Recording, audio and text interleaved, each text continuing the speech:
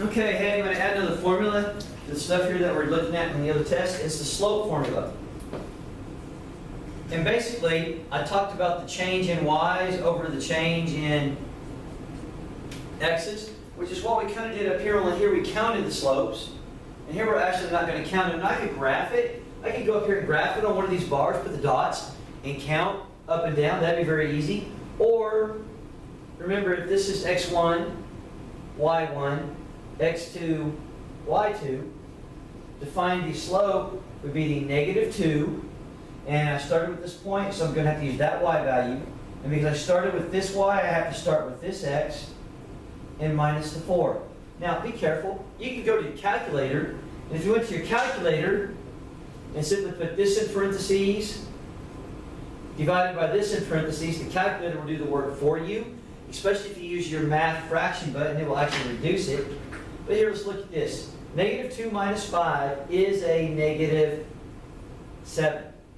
And -4 minus 4 is not 0. That's like you owe $4 and you borrow 4 more, you're at -8.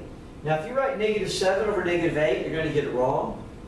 This is like when I was having a class when I did not go to the store thing that I told my mom. I did not go to the store, meaning they didn't cross out the not. I did go to the store.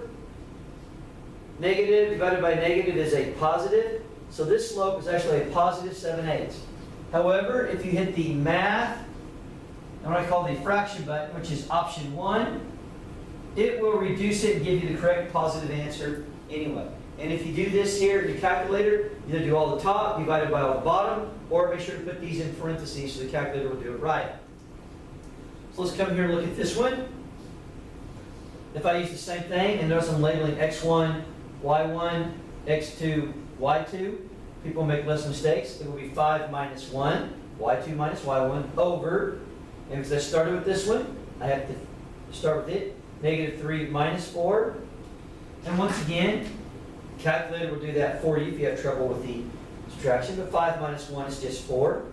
And -3 minus 4 is a -7.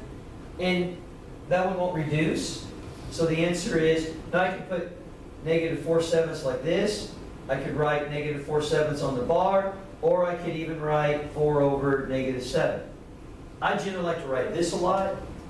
Helps me out with my slopes better. Either one is fine, but I cannot put a negative with both of them because they are both not negative. That is a very important fact and feature.